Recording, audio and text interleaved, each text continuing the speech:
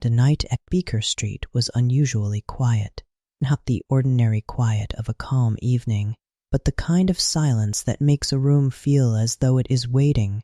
Small fire glowed in the grate, its light rising and falling slowly against the walls of 2021B Baker Street.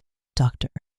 Watson sat near the window, listening to the distant sound of carriage wheels fading into the London fog.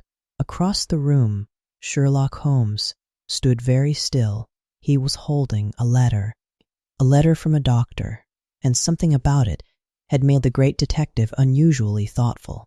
Holmes finally spoke, his voice low and calm. "Watson, something is very wrong with this patient." And with that quiet remark, a most unusual case began. Late autumn had settled gently over London. Fog drifted through the narrow streets like a slow-moving tide, wrapping itself around the lamps and rooftops until the city seemed to float in a pale silver dream. Inside 221B Baker Street, the evening had taken on its usual rhythm. A fire burned softly, the clock on the mantel ticked with steady patience, and Dr. John Watson sat comfortably in his armchair, reading the evening paper. Sherlock Holmes, meanwhile, stood by the window. He had been standing there for some time, not moving, not speaking, simply watching the fog drift past the glass. Watson lowered his newspaper slightly. He knew this silence well. Holmes was thinking, and when Holmes was thinking deeply, it was usually because something unusual had entered his world.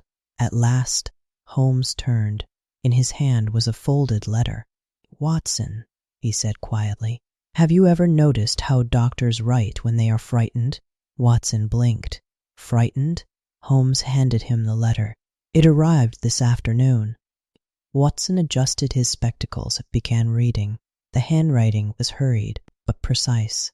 The writer identified himself as Dr. Percy Trevelyan, a physician living in Brook Street. He explained that he had built a successful medical practice in recent years, yet something strange had happened the previous night. A patient had arrived late in the evening. The patient claimed to suffer from a rare neurological condition, but the visit had not gone as expected. The patient had behaved oddly, very oddly. Watson continued reading. The doctor wrote that after examining the man briefly, he had stepped away for only a moment. When he returned, the patient had disappeared. No sound, no explanation, no trace. Holmes watched Watson carefully as he read. When Watson finished, he folded the letter slowly. "Well," Watson said thoughtfully, "that certainly sounds unusual." Holmes nodded slightly. "Yes." Watson leaned back in his chair. "But surely patients occasionally leave unexpectedly." Holmes smiled faintly. "That is true." He took the letter back and tapped it lightly with one finger. "But frightened doctors rarely write letters about ordinary things." Watson considered this. Outside, a carriage passed slowly through the fog. The sound faded. Silence returned. Holmes walked slowly toward the fire. "There are several details here that interest me," he said. "For instance, the patient arrived late at night." Watson nodded. "Yes." "He insisted upon a very specific diagnosis." Holmes paused. "And most curious of all," he looked back at Watson, "the doctor mentions that another man accompanied the patient." Watson frowned slightly. "I noticed that." Holmes nodded. A quiet man. According to the letter." Holmes's voice softened. He waited outside the consulting room. Watson leaned forward slightly. "And that troubles you?" Holmes smiled. "My dear Watson." He walked to the mantel and placed the letter beside the clock. Men who wait outside rooms are often more interesting than the ones inside them. The clock ticked softly. Watson folded his newspaper. "So you intend to visit this doctor?" Holmes returned to his chair and sat down slowly. "Yes." He closed his eyes briefly, as though listening to a distant thought. "I believe Dr. Trevelyan may have encountered something. He opened his eyes again. Quite unusual. Watson smiled. Well then, he said comfortably, I suppose Baker Street will not remain quiet for long. Holmes leaned back in his chair. On the contrary, Watson. The fire crackled softly. This case feels like the beginning of a very quiet mystery. And outside, London drifted deeper into the fog. Morning arrived in London with a soft and patient light. It did not burst through the windows of Baker Street with energy or urgency. Instead, it crept quietly across the rooftops, sliding gently through the fog that still lingered between the narrow streets. Inside 221B Baker Street, the fire from the previous night had faded into a quiet bed of glowing embers. Dr. Watson woke slowly. For a few moments, he remained comfortably still beneath the blanket, listening to the familiar sounds of the city waking beyond the glass. A carriage rolled somewhere in the distance. A shopkeeper lifted a metal shutter. Footsteps passed along the pavement below. London was beginning another day. When Watson stepped into the sitting room, he was not surprised to find Sherlock Holmes already awake. Holmes stood near the window, exactly as he had the night before. His hands were clasped loosely behind his back. The morning light softened his tall figure as he gazed out toward Baker Street. Good morning, Watson said. Holmes turned slightly and inclined his head. You slept well. Watson smiled faintly. Yes, unusually well. Holmes gave a small, thoughtful nod. Mysteries often allow rest before they begin. Hudson soon appeared with breakfast, moving through the room with the quiet efficiency of someone who had long ago accepted that the lives of the two gentlemen upstairs followed unusual rhythms. Tea steamed gently from the cups.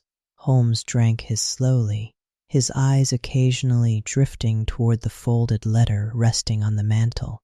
Watson noticed the pattern. Holmes had read the letter several times already, and yet something about it still held his attention. At last, Holmes rose from his chair and took the letter once more. It is time we paid a visit, he said calmly. Watson finished his tea and stood. Within half an hour, the two men were walking through the streets of London. The fog had begun to lift slightly, though it still lingered in the quieter corners of the city. Street lamps faded slowly as daylight grew stronger. Shop windows were being arranged. Newspapers changed hands. London moved with calm and familiar rhythm. Holmes walked at an easy pace, his long coat shifting lightly with each step. Watson followed beside him, enjoying the cool air and steady movement. Their destination lay in Brook Street, a quieter and rather respectable part of the city, where many successful physicians kept their practices. Holmes paused briefly outside a tall brick house with polished brass plates beside the door. One of them read, Dr. Percy Trevelyan, physician and neurologist. Holmes knocked gently. After a short moment, the door opened. A young man stood there. He appeared intelligent, well-dressed, and careful in his manner. Yet Watson immediately noticed something else.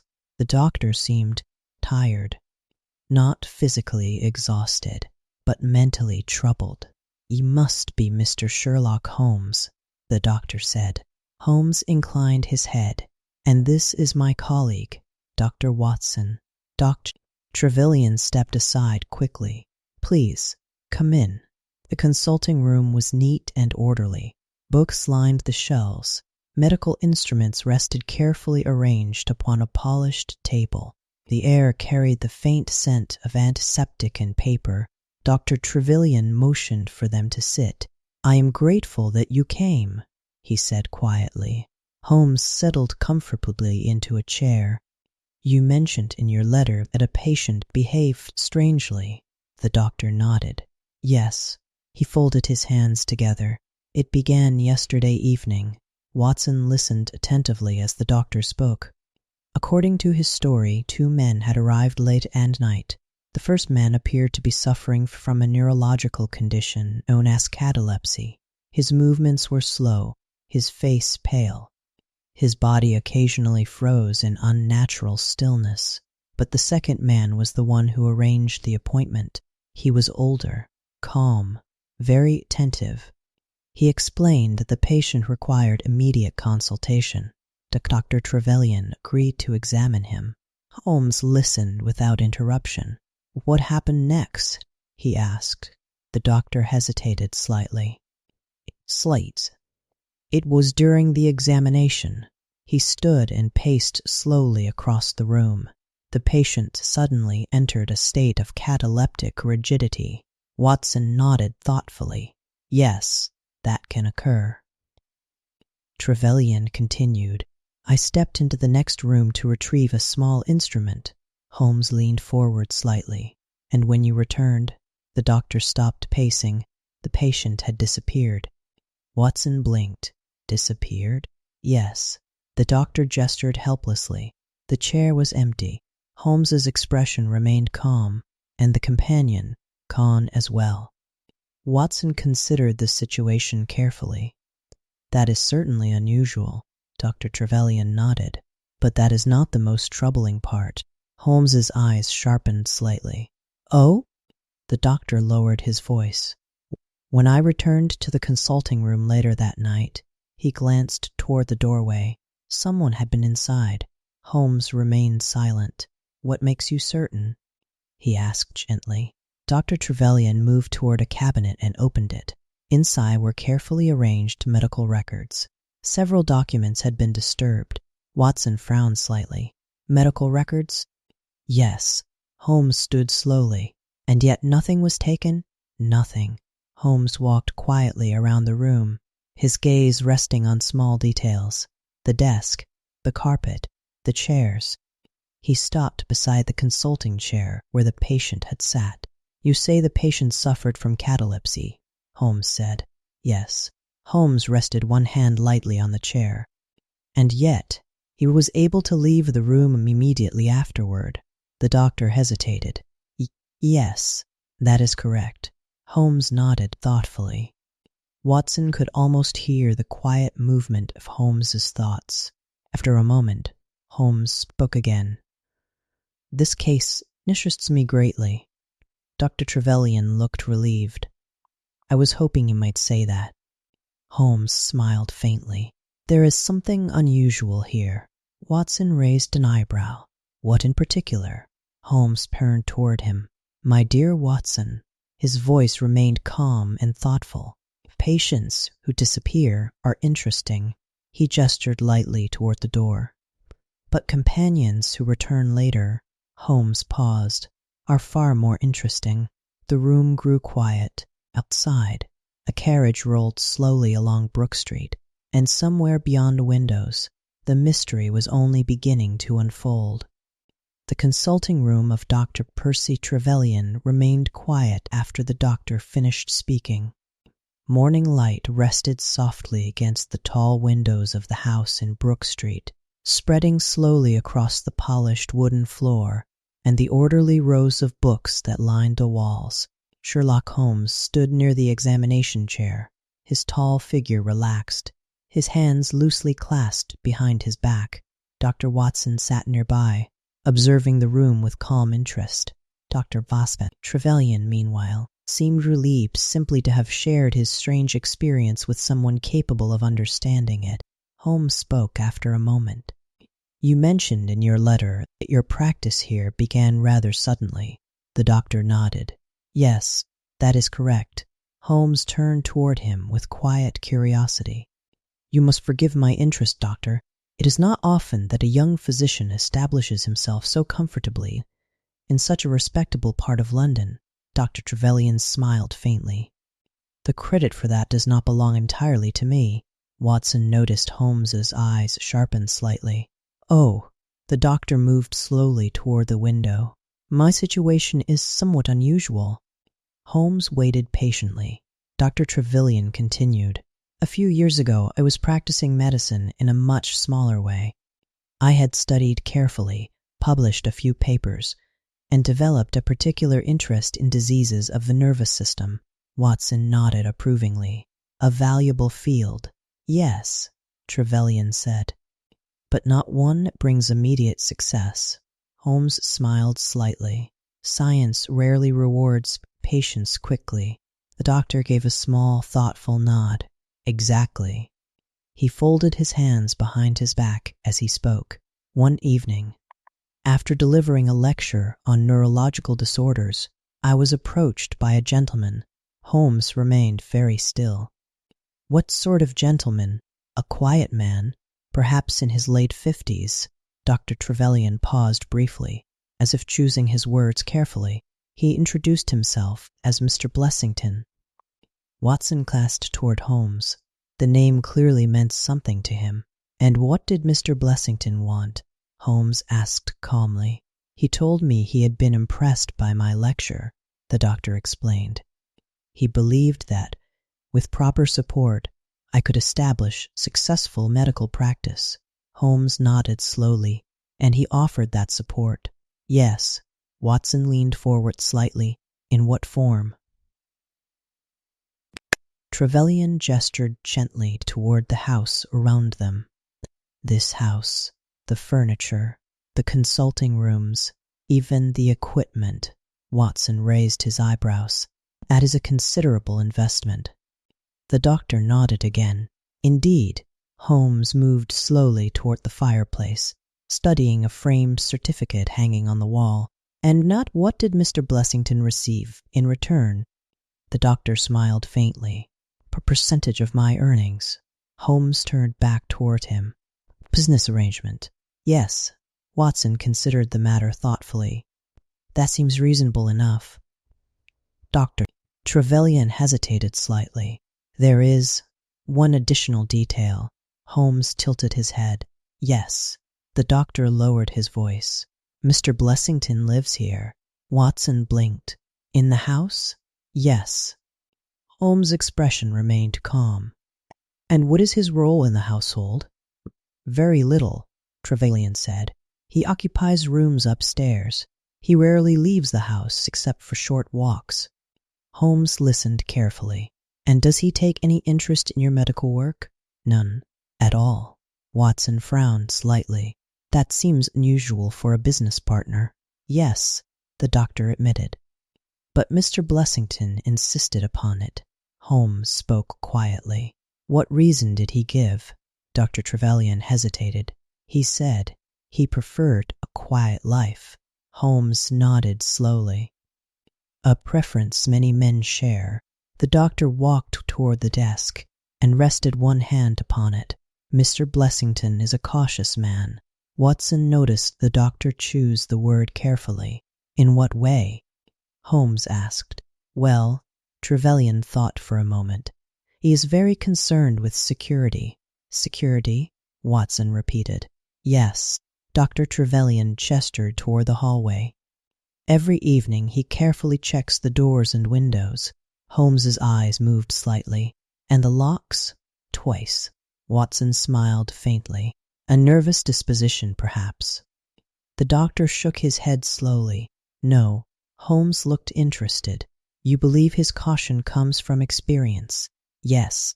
Trevelyan lowered his voice again. Mr. Blessington lives very carefully. Holmes walked slowly toward the window. Outside, Brook Street remained calm and orderly. Carriages passed quietly. Pedestrians moved without hurry. London seemed perfectly peaceful. Holmes spoke softly. And this gentleman, Mr. Blessington, was he aware of your unusual visitors yesterday evening? Dr. Trevelyan nodded. Yes. And how did he respond? The doctor gave a small, uncomfortable laugh. He was greatly disturbed. Holmes turned toward him again. Disturbed? Yes. Dr. Trevelyan sat down slowly in his chair. When I told him about the two men, he became extremely agitated. Watson raised an eyebrow. Did he explain why? No. The doctor shook his head. But he insisted that I inform him immediately if they returned. Holmes remained thoughtful. And have they? No. The room fell quiet again. Watson listened to the faint sounds of the street outside. Somewhere, a carriage door closed. Footsteps passed along the pavement. Holmes finally spoke again.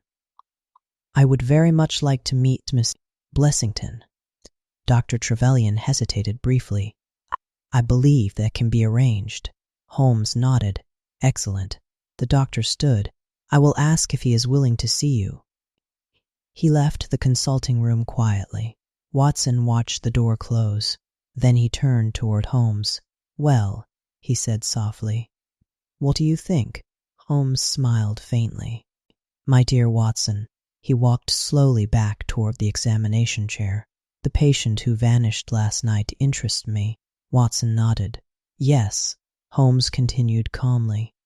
"But the man who became frightened," he paused thoughtfully, "interests me much more."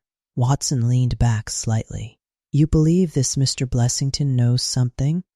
Holmes glanced toward the staircase above.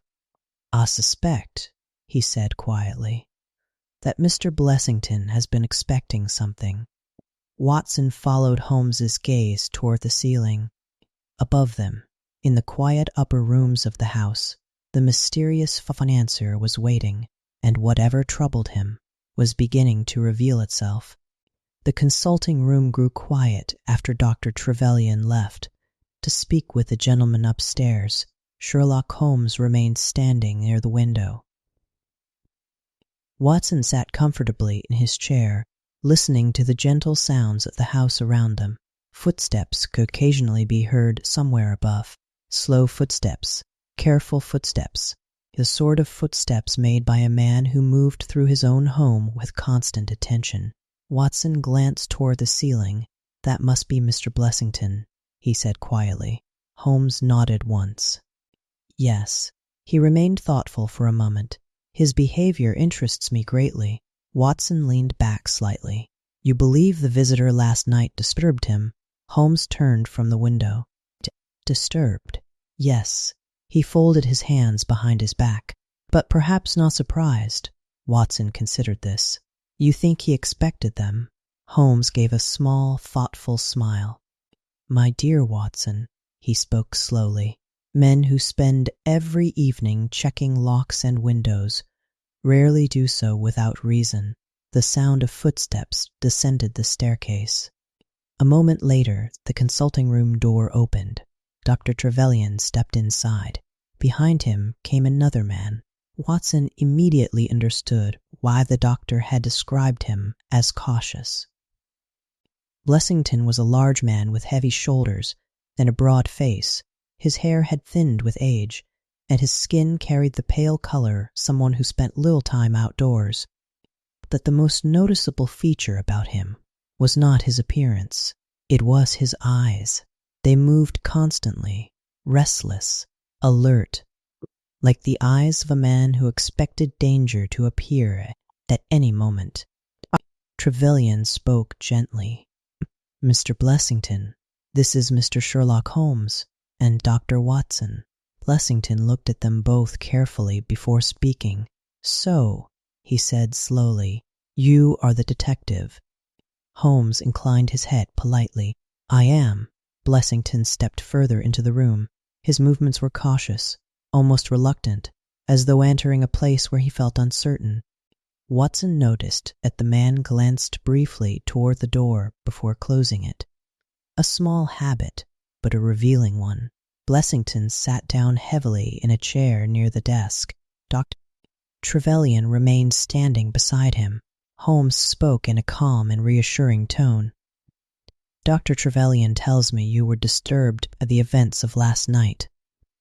Blessington frowned slightly. "Disturbed?" He wiped his forehead with a handkerchief. "Yes, disturbed." Holmes nodded. "That is understandable." Blessington leaned forward slightly. "You must find out who those men were." Holmes remained perfectly relaxed. "We will certainly try." Blessington's breathing seemed uneven. "Try?" he said. "You must do more than try." Holmes regarded him thoughtfully. May I ask why their visit troubled you so greatly? Blessington hesitated. Watson could see the man thinking carefully, too carefully. Finally he shrugged. I dislike strangers. Holmes smiled faintly. Many people do. Blessington leaned back again. His eyes moved briefly around the room. But these were not ordinary visitors, he said. Watson noticed Holmes watching him closely. What made them unusual? Holmes asked. Blessington shifted slightly in his chair. I do not know. Holmes waited patiently. Blessington continued. When the doctor told me about them, he paused again. I felt uneasy. Holmes spoke softly. Uneasy in what way? Blessington's fingers tightened around the armrest of his chair. As though they had come here for something. Watson leaned forward slightly. And what might that be? Blessington looked toward the window. I cannot say. Holmes remained silent. The room grew calm again. Outside, the quiet sounds of Brook Street drifted through the glass. A carriage wheel rolled across the pavement. Somewhere nearby, a door closed. Holmes finally spoke again. You keep a revolver, Mr. Blessington. The large man started slightly. How do you know that? Holmes gestured calmly toward a small drawer in the desk beside him. The handle is visible. Blessington glanced toward the drawer quickly. Then he sighed. Yes, Holmes nodded. You are a cautious man. Blessington gave a small laugh. You might say that. Watson spoke gently. Have you received threats in the past? Blessington shook his head quickly. No. Holmes studied him. None at all. The man hesitated again. Watson noticed the hesitation. Then Blessington shook his head once more. No. Holmes did not press the matter further. Instead, he changed the subject slightly. Dr. Trevelyan tells me you rarely leave the house. That is true. Why? Blessington shrugged. I prefer quiet. Holmes smiled. Quiet can be very comfortable. Blessington seemed to relax slightly, but Watson noticed something else. Even while sitting still, the man's eyes continued to move, from door to window to hallway, always watching. Holmes eventually rose from his chair. Well, he said calmly, I believe I have heard enough for now. Blessington stood quickly. You will investigate? Holmes nodded. Yes. The large man seemed relieved. Good. Holmes walked toward the door. If the two visitors return, he said quietly, you must inform me immediately. Blessington nodded eagerly. Yes, of course. Holmes paused briefly before leaving. One more thing. Blessington looked at him nervously. Yes. Holmes spoke gently. Try to rest tonight. Blessington laughed nervously. I doubt I shall sleep much. Holmes gave a small, knowing smile. Many men find that fear grows larger in the dark. Watson followed Holmes out of the consulting room. Dr. Trevelyan accompanied them to the hallway. Do you believe he is in danger? The doctor asked quietly. Holmes placed his coat on. That remains to be seen. Watson stepped outside with Holmes onto the quiet street. The fog had almost completely lifted now. Sunlight touched the rooftops of Brook Street. For a few moments they walked without speaking. Finally Watson said, Well, what do you make of Mr. Blessington? Holmes gave a soft, thoughtful laugh. My dear Watson, he glanced back once toward the house they had just left. That man is not afraid of strangers. Watson frowned slightly. No? Holmes shook his head slowly. He is afraid of recognition. Watson looked puzzled. Recognition? Holmes continued walking calmly down the street. Yes. He spoke almost to himself. Which means? Watson waited. Holmes finished the thought quietly. Someone, somewhere, knows who Mr. Blessington really is. And as they continued through the calm streets of London, the strange case of the resident patient had only begun to deepen. The following morning arrived slowly in London. A pale layer of cloud covered the sky. allowing only a soft gray light to drift across the rooftops and chimneys of the city. The air felt still, and the streets carried the quiet mood of a day that had not yet fully awakened. Inside 21B Baker Street, Sherlock Holmes and Dr. Watson were finishing breakfast. The room was warm. A small fire glowed quietly in the grate, and the gentle ticking of the mantel clock filled the comfortable silence. Watson folded his newspaper. "Do you intend to visit Brook Street again today?" he asked. Holmes stirred his tea slowly. "I believe it would be wise." Watson nodded. "You suspect the visitors may return?"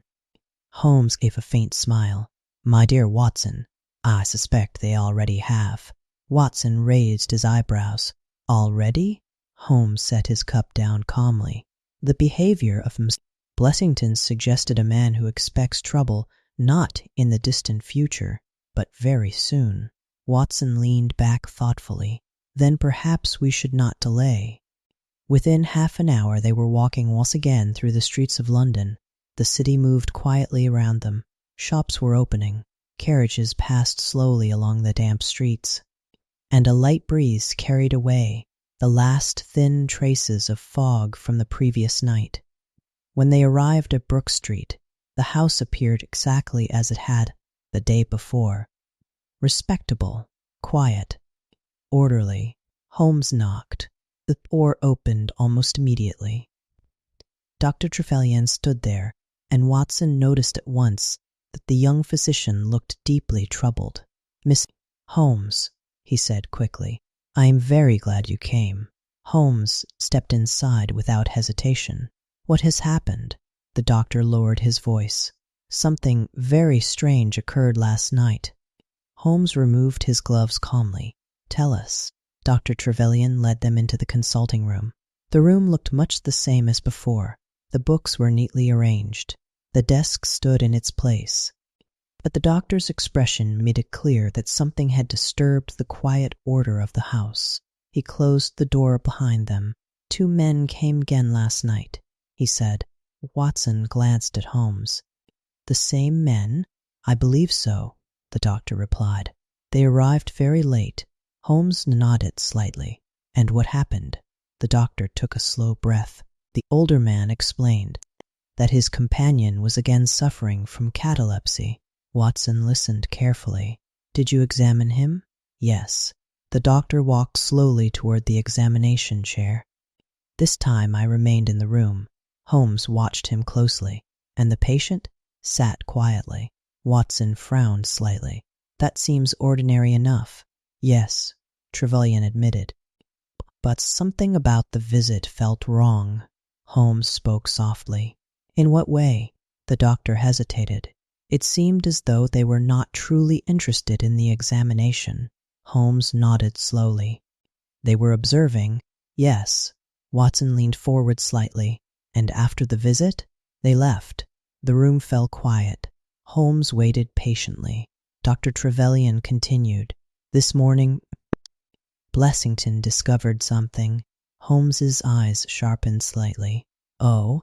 The doctor lowered his voice. "There were footprints in his room." Watson blinked. "Footprints?" "Yes." Holmes stood immediately. "May we see them?" "Of course." Dr. Trevelyan led them upstairs. The staircase was narrow and carpeted, and their footsteps sounded soft against the floor. The upper corridor felt quieter than the rooms below. The air seemed still, almost watchful. They stopped before a door. "This is Mr. Blessington's room," the doctor said quietly. Holmes nodded. "Please." The doctor opened the door. Inside, the bedroom was large and comfortably furnished. A heavy bed stood near the wall. A small table held a lamp and several papers. But Holmes's attention moved immediately toward the carpet near the bed. He crouched down slowly.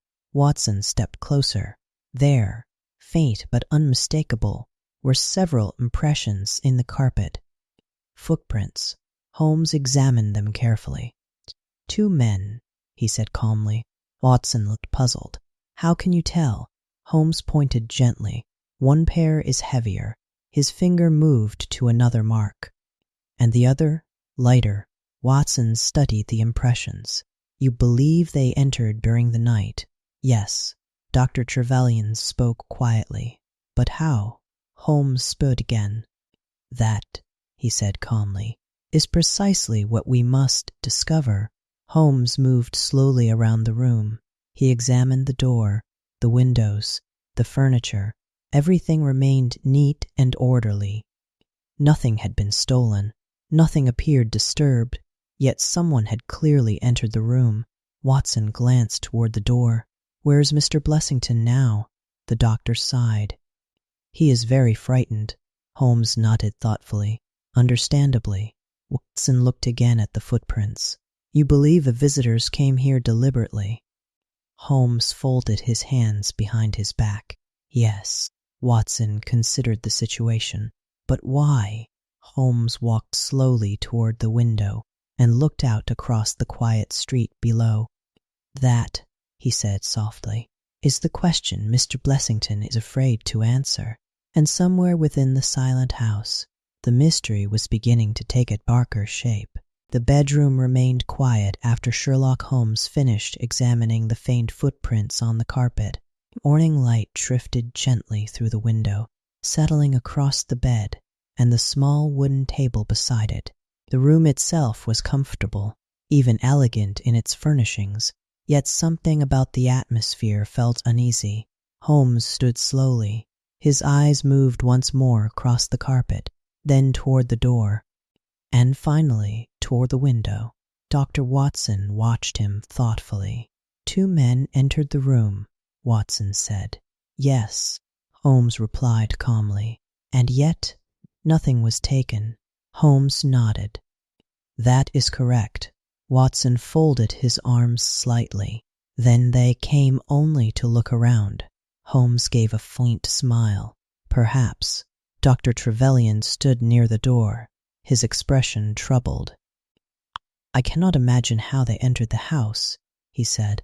Holmes turned toward him. The front door was locked? Yes. And the windows? All secured. Holmes walked slowly toward the door and examined the lock. Everything appeared undisturbed. The hallway outside remained quiet. Watson spoke softly. You believe someone in the house allowed them inside? Holmes did not answer immediately. Instead, he looked once more at the footprints. These men were careful, he said after a moment. They moved slowly, Watson nodded, and confidently. Yes. Holmes placed his hands behind his back, which suggests they knew where they were going. Dr. Trevelyan shifted uneasily. You believe they were searching for something? Holmes looked toward the bed, or someone. At that moment, footsteps could be heard in the hallway. Heavy footsteps, uneven. A moment later, the door opened suddenly. Mr. Blessington entered the room. The large man looked far worse than the day before. His face was pale, dark shadows rested beneath his eyes, and his expression carried the restless fear of someone who had slept very little. Well? He demanded. Holmes regarded him calmly. We have examined the room. Blessington looked quickly toward the carpet. You saw them? Yes. The man wiped his forehead with a trembling hand. I knew it. Holmes spoke gently. You believe the visitors came for you. Blessington looked startled. I did not say that. Holmes's voice remained quiet. No, but your reaction suggests it. The large man paced across the room. This is outrageous, he muttered. 2 strangers entering my bedroom in the middle of the night. Watson watched him carefully. You did not hear them? Blessington stopped pacing. No. Holmes studied him for a moment. You sleep heavily. Blessington hesitated. Yes. Holmes nodded slowly. That is fortunate. The man looked uneasy. Fortunate? Yes. Holmes's tone remained calm. Because men who enter rooms quietly often prefer not to wake the person inside. Blessington stared at him. You mean they might have? Holmes raised one hand gently. There is no need for alarm. Blessington laughed nervously. No need for alarm. He walked toward the window and looked down at the street below. I cannot remain here. Dr. Trevelyan looked surprised. You mean leave the house? Yes. Blessington turned quickly. I should go somewhere safer. Holmes watched him with quiet attention. You believe these men will return? Blessington hesitated. Watson noticed the hesitation immediately. Finally, the large man spoke again. They might. Holmes stepped closer. Mr. Blessington, he said softly, there is something you have not told us. Blessington's eyes widened slightly. I have told you everything. Holmes shook his head. No. The room became very still. Holmes continued in the same calm voice. Men do not live behind locked doors without reason. Blessington said nothing. They do not keep revolvers beside their beds without reason. Still, the man remained silent. And they do not become terrified when strangers appear. Holmes paused briefly. Unless those strangers know something about them. Blessington turned away. His breathing had grown heavier. Watson felt certain that Holmes had touched upon the truth. After a long moment, the large man spoke again. You must protect me. Holmes' voice remained steady. I will do my best. Blessington turned back toward him. But you must promise. Holmes shook his head gently. I can promise only one thing. Blessington waited anxiously. Holmes finished quietly. I will discover who these men are. The large man sank slowly into a chair. His hands trembled slightly. Holmes turned toward the door. Come, Watson. They stepped out into the hallway together. The quiet corridor seemed even more silent than before. As they walked down the staircase, Watson spoke softly. Well? Holmes placed his hat upon his head. Our friend Miss Blessington, he said thoughtfully, is a man with a past. Watson nodded. Yes. Holmes opened front door. And I suspect, he paused briefly as they stepped out into the cool London air, that his past has finally come looking for him. The street remained calm. Carriages passed slowly. Pedestrians moved along the pavement, as though nothing unusual had occurred. Yet somewhere within the quiet house behind them, fear had taken hold. And Sherlock Holmes knew that the strange case of the resident patient was moving steadily toward its most important revelation. The streets of London felt calm as Sherlock Holmes and Dr. Watson walked away from Brook Street. The morning had grown brighter now, though the sunlight remained soft behind a thin layer of clouds. Carriages moved slowly along the road, and the quiet rhythm of the city continued without urgency. For several minutes, neither man spoke. Holmes walked with his usual long, thoughtful stride, his hands resting loosely behind his back. Watson, who had known Holmes for many years, recognized this silence. It was the silence of deep thought. At last Watson spoke. Well, he said quietly, that was a rather uncomfortable interview. Holmes gave a small smile. Yes. Watson glanced sideways at his friend. Mr. Blessington is clearly frightened. Very frightened, Holmes agreed. Watson folded his arms as they walked, but he refuses to tell us why. Holmes nodded slowly. That is the most important detail of all.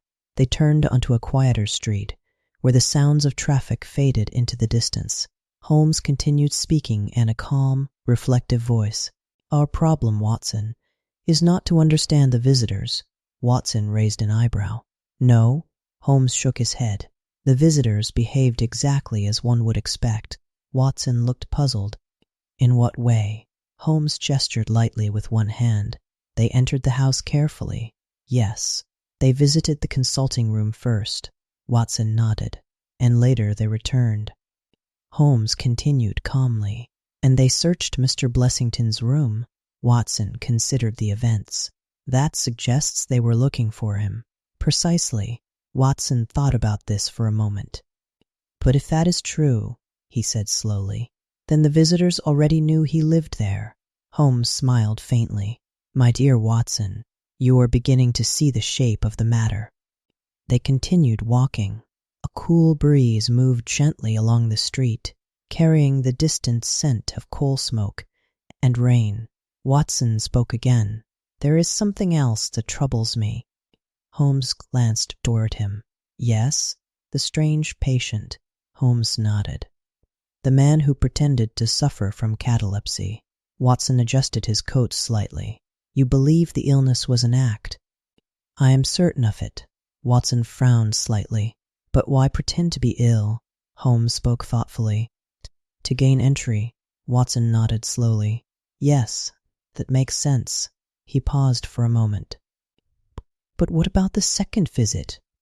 Holmes answered without hesitation. "The first visit allowed them to observe the house, and the second," Holmes smiled, "the second allowed them to explore it." Watson considered the matter carefully. "And last night they finally entered Blessington's room." "Yes." They walked in silence for a short time. Finally, Watson asked the question that had been forming in his mind. "What do you think they wanted?" Holmes stopped walking. They had reached the edge of a small square, where a few trees stood quietly among the buildings. Holmes turned slowly toward Watson. "I believe," he said gently, "they wanted to see if Miss Blessington was still alive." Watson stared at him. "That is a very disturbing thought." Holmes gave a small shrug. "Possibly." They resumed walking again. Watson's mind remained busy with the possibilities. "If that is true," he said slowly, "then these men must know Blessington very well." Holmes nodded. "Exactly." Watson looked thoughtful. "But Blessington claims he has never seen them before." Holmes smiled faintly. "Blessington claims many things." Watson laughed quietly. "That is true." They turned onto Baker Street. The familiar buildings soon appeared ahead of them. Holmes spoke again. "There is another detail that interests me." Watson looked curious. "What is that?" "The behavior of the second man." "The quiet companion?" "Yes." Holmes paused slightly as they approached the door of 221B.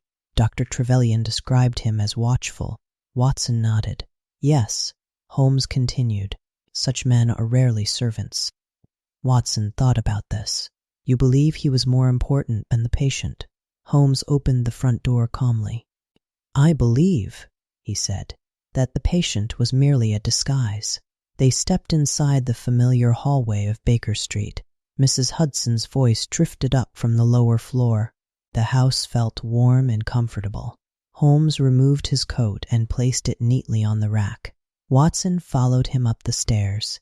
Inside the sitting room, the fire had been lit once again. The room welcomed them with its familiar quiet atmosphere. Holmes settled into his chair. Watson sat opposite him. "Well," Watson said, "what happens next?" Holmes leaned back and closed his eyes for a moment. "The next move," he said softly, "will belong to your visitors." Watson raised an eyebrow. "You expect them to return?" Holmes opened his eyes again. "Yes." Watson glanced toward the window. "Tonight?" Holmes shook his head slightly. "Perhaps." The fire crackled gently. Outside, London continued its ordinary rhythm. Yet somewhere within the city, 3 men were moving quietly through the streets. And Sherlock Holmes suspected that before long, their strange visit to Brook Street would reach its final and most important moment. Evening settled slowly across London. The sky darkened gradually, and the soft glow of street lamps began to appear along the quiet roads of the city. A thin mist drifted between the buildings, blurring the edges of rooftops and windows. Inside 221B Baker Street, the sitting room was peaceful. The fire burned gently in the grate, casting a warm glow across the familiar furniture. Dr. Watson sat comfortably with a book resting in his hands, though he had not turned a page for some time. His thoughts remained on the strange case they had encountered earlier that day. Across the room, Sherlock Holmes stood near the window. He had been watching the street for several minutes. Finally, Watson spoke.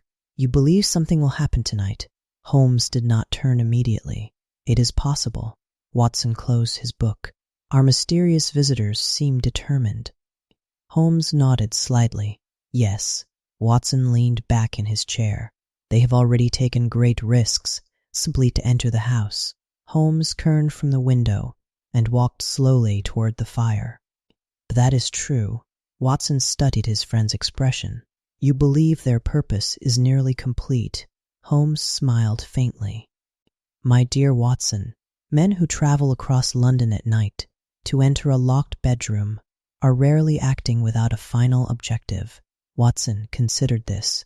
"And do you believe that objective concerns Mr. Blessington?" Holmes sat down calmly in his chair. "Yes." The room fell quiet for a moment. Outside, a carriage passed slowly along Baker Street. The sound faded into the distance. Watson spoke again. "Then perhaps we should return to Brook Street tonight." Holmes shook his head gently.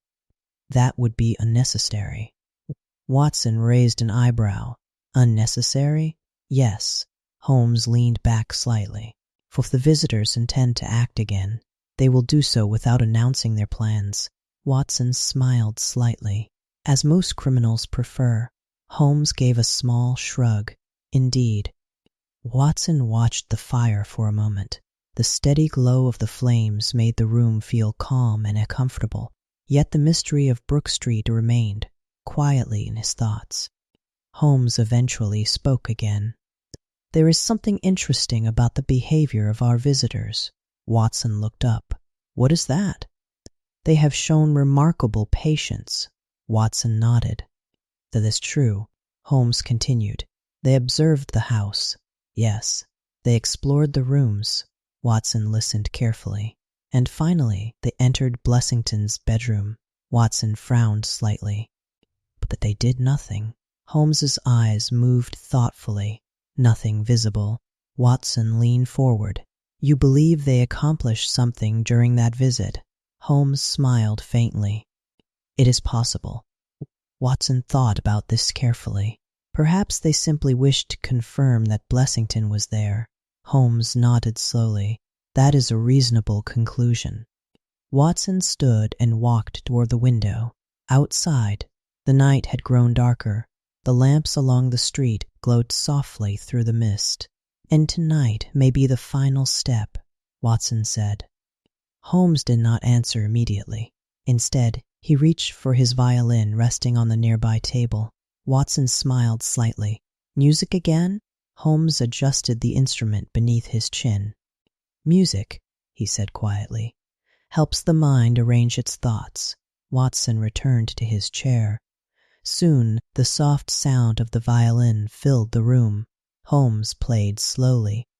The melody was calm and thoughtful, rising and falling gently, like the quiet rhythm of the city outside. Minutes passed, perhaps even an hour. Watson felt his thoughts grow calmer as he listened. Finally, Holmes lowered the violin. "The pieces are beginning to fall into place," he said softly. Watson looked curious. "You believe you understand the mystery now?" Holmes placed the violin carefully on the table. "I believe I understand Mr. Blessington." Watson leaned forward. "And what have you discovered?" Holmes spoke slowly. "Mr. Blessington is a man who has spent many years hiding." Watson nodded. "That seems clear," Holmes continued. "But men who hide do so for a reason." Watson waited patiently. Holmes finished the thought quietly. "And when the past finally catches up with them." He glanced toward the dark window. "It rarely arrives alone." Watson followed Holmes's gaze. The night outside Baker Street remained calm, yet somewhere within London, 3 men were moving quietly through the fog. And Holmes suspected that before morning arrived, the strange story of the resident patient would take its most serious turn. The night had grown quiet over Baker Street. Most of the shops had closed, and the steady movement of the city had slowed to a calmer rhythm. Street lamps glowed softly through the mist, casting pale circles of light upon the pavement below. Inside 2021B Baker Street, the sitting room remained warm and peaceful. The fire burned low in the grate, its gentle light dancing along the walls. Sherlock Holmes sat comfortably in his chair, his violin resting across his knees. Dr. Fly. Watson had nearly drifted into sleep in his armchair when a sudden sound disturbed the quiet. A knock. It came quickly, not loud, but urgent. Watson opened his eyes. Holmes had already risen. Footsteps sounded on the stairs as Mrs. Hudson approached the door of the sitting room. A moment later she entered. "There is a gentleman here for you, Mr. Holmes," she said. Holmes nodded calmly. "Please show him up." Within seconds, hurried footsteps echoed along the hallway. The door opened. Dr. Percy Trevelyan stepped inside. Watson immediately noticed how pale the young doctor looked. His hair was slightly disordered, and his breathing suggested that he had come quickly through the night streets. Holmes spoke gently. "Dr. Trevelyan." The doctor nodded quickly. "Holmes, I apologize for arriving so late." Holmes gestured toward a chair. "There's no need to apologize." Trevelyan remained standing. "I'm afraid something terrible has happened." Watson straightened in his chair. Holmes's expression remained calm. "Please tell us." The doctor took a slow breath. "It is Mr. Blessington." Holmes waited quietly. The doctor continued. "He is dead." For a moment the room remained completely silent. The fire crackled softly in the grate. Watson felt a chill move through him. "How did it happen?" he asked quietly. "Doctor?" Trevelyan shook his head slowly. "I do not know." Holmes stepped closer. "When did you discover this?" "Just before midnight." The doctor's voice trembled slightly. "I had retired for the evening when one of the servants came to me." Holmes listened carefully. "He said that Mr. Blessington not responded when she knocked on his door." Watson frowned slightly. "And that was unusual?"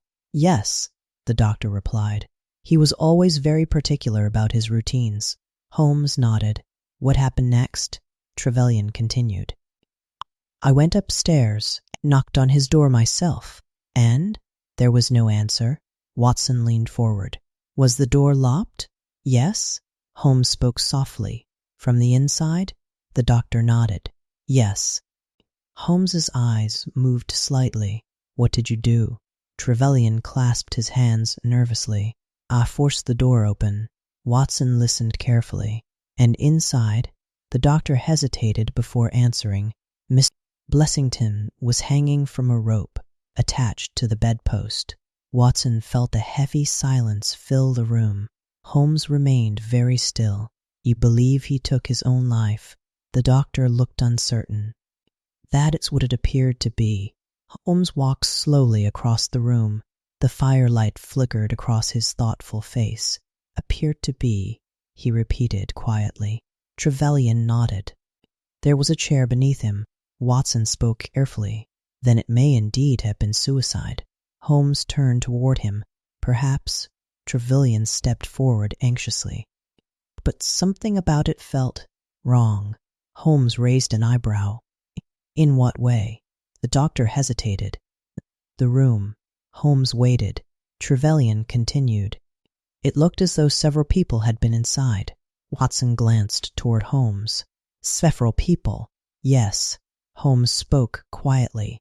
"The visitors." Trevelyan nodded slowly. "That is what I feared." Holmes reached for his coat. "We should go to Brook Street immediately." Watson stood as well. Within minutes the two men were moving quickly through the quiet streets of London. The night air felt cold. The mist had grown thicker again, drifting between the lamps and rooftops. Neither Holmes nor Watson spoke as they walked. The silence carried the weight of the doctor's news. At last Watson said softly, "You believe Blessington was murdered?" Holmes continued walking. "Yes." Watson frowned slightly. "But the door was locked." Holmes gave a faint smile. "Locks can be deceiving." Watson considered this. "And the rope?" Holmes spoke calmly. Some men are killed in ways that resemble accidents. The street ahead grew quieter as they approached Brook Street. The large houses stood dark and still.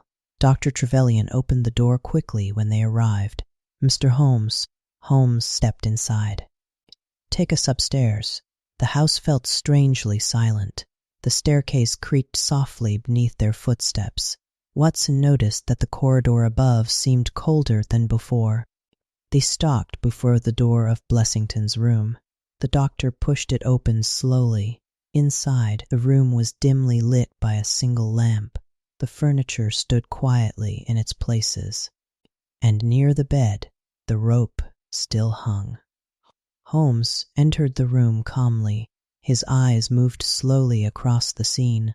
Watson remained near the doorway. The mystery that had begun with a strange visitor and a frightened man had now reached its most serious moment. And Sherlock Holmes knew that somewhere within this quiet room the truth was waiting to be discovered.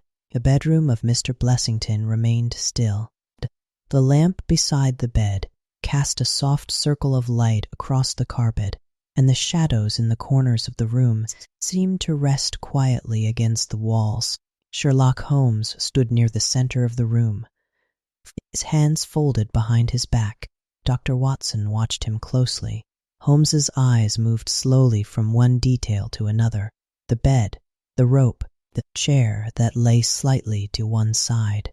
Nothing in his manner suggested surprise.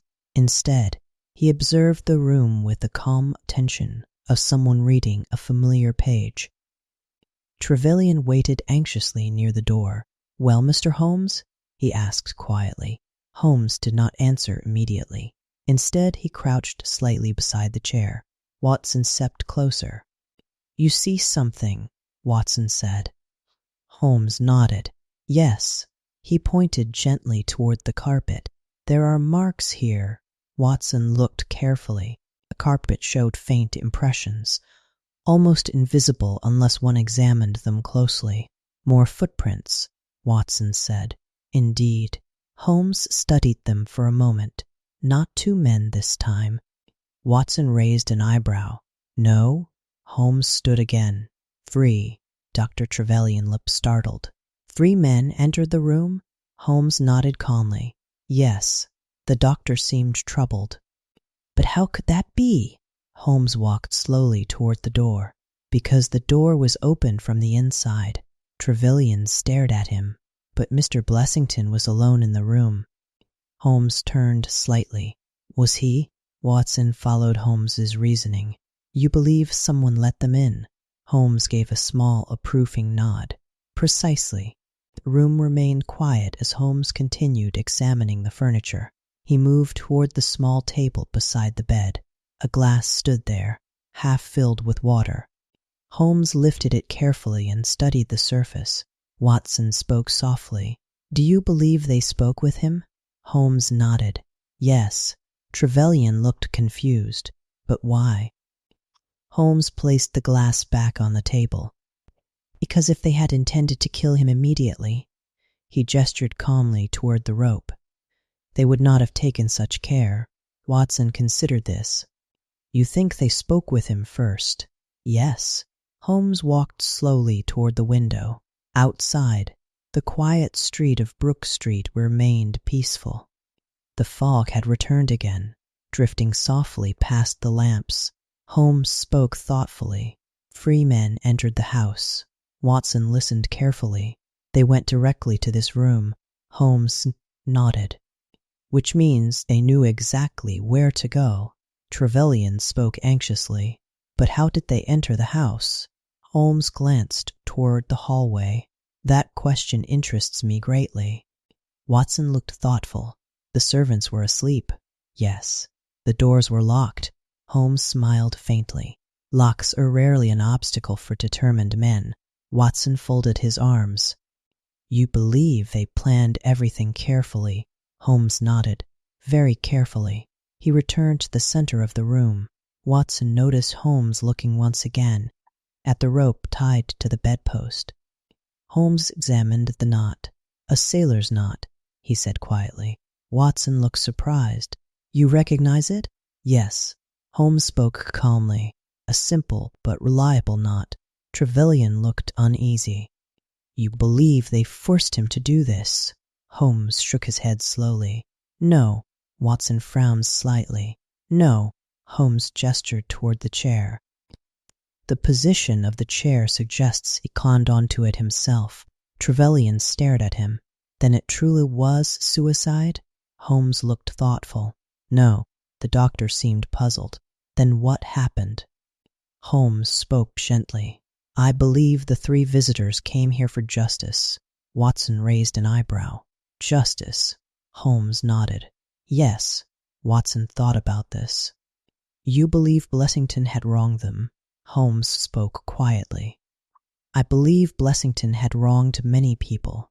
The room fell silent again. The faint sound of a carriage passed somewhere far down the street. Watson looked once more around the room. There must be some explanation, he said. Holmes nodded slowly. Yes. He turned toward the door. And we will find it. Trevelyan followed them into the hallway. But how? Holmes paused at the top of the staircase. My dear doctor, he said gently, Miss Blessington was not the man he claimed to be. Watson looked surprised. You mean his name? Holmes gave a small nod. Yes. Trevelyan looked puzzled, but he invested his money here. Holmes continued calmly. Men who change their names often change their lives as well. Watson understood. You believe Blessington was hiding. Holmes spoke quietly as they descended the staircase. Yes. Watson glanced back toward the silent bedroom above. And those men who came tonight? Holmes finished the thought softly. Were men who finally found him. The front door opened as they stepped outside. The cool night air greeted them once more. The quiet street looked exactly as it had before, peaceful, still. Yet somewhere behind the calm appearance of the house on Brook Street, the story of the mysterious resident patient was slowly revealing the truth of a past long hidden. The night air felt cool as Sherlock Holmes and Dr. Watson walked slowly away from Brook Street. The lamps along the road glowed softly through the mist, and the city had grown quiet once again. For a few minutes, neither man spoke. Watson could sense that Holmes was arranging the final pieces of the mystery in his mind. At last, Watson said quietly, You believe Blessington was hiding from those men? Holmes nodded. Yes. They turned into Baker Street, where the familiar buildings stood peacefully beneath the dim streetlights. Watson continued, But why would 3 men travel across London simply to confront him? Holmes spoke thoughtfully. Because Mr. Blessington had once betrayed them. Watson stopped walking. Betrayed them? Holmes continued calmly. Blessington was not truly a retired businessman.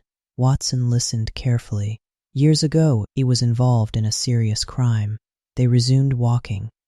Holmes explained slowly. There had been a group of criminals, 4 men who worked together. Watson nodded. A gang. Yes. Holmes continued. But at some point one of them turned against the others. Watson already understood. Blessington. Holmes nodded. He informed the police. Watson considered the situation. And the other 3 were imprisoned. Yes. Holmes's voice remained calm. Afterward, the man changed his name. Watson glanced toward the dark street behind them. He became Blessington. Holmes gave a faint smile. And he spent the rest of his life hiding. Watson folded his arms thoughtfully until the others were released. Holmes nodded. They searched for him patiently. Watson spoke quietly, and eventually they found him. Holmes reached the door of 2021B Baker Street and paused. Yes, Watson thought about the scene in the bedroom. You believe they forced him to face what he had done? Holmes spoke gently. Not forced. Watson looked puzzled. No, Holmes shook his head slowly. They simply reminded him. Watson remained silent for a moment. The past, he said quietly. Holmes opened the door and stepped inside. Yes, they climbed the familiar stairs toward the sitting room. The fire still burned softly in the grate. Holmes removed his coat and settled calmly into his chair. Watson sat opposite him. "So the mystery solved," Watson said. Holmes leaned back slightly. The mystery of Mr. Blessington," he said softly, "was never about the visitors." Watson looked curious. "No?" Holmes finished calmly. "It was about the past he could never escape." Outside, London drifted quietly through the night, and the strange case of the resident patient had finally reached its quiet conclusion. Morning returned quietly to London. The fog that had lingered through the night slowly began to fade as pale light touched the rooftops and chimneys of the city. Street lamps dimmed one by one, and the familiar sounds of the early morning began to stir along Baker Street. Inside 221B Baker Street, the sitting room was calm and warm. The fire had burned low during the night, leaving only soft embers glowing in the grate. Dr. Watson sat comfortably in his armchair, watching the gentle light spread across the room. Sherlock Holmes stood near the window. He had been awake for some time, quietly observing the slow awakening of the city below. Watson spoke softly. "The case of Mr. Blessington is finished now." Holmes nodded slightly. "Yes." Watson looked thoughtfully toward the fading fire. "It is a strange story." Holmes turned from the window. "Many stories are strange when viewed only at their ending." Watson smiled faintly. "That is true." Holmes walked slowly across the room and added a small piece of coal to the fire. The embers brightened for a moment, casting a soft glow against the walls. Watson continued. "You feel sympathy for him?" Holmes considered the question carefully.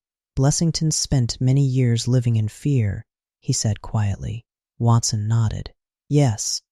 Holmes looked once more toward the window. "Fear can become a prison of its own." Watson remained silent.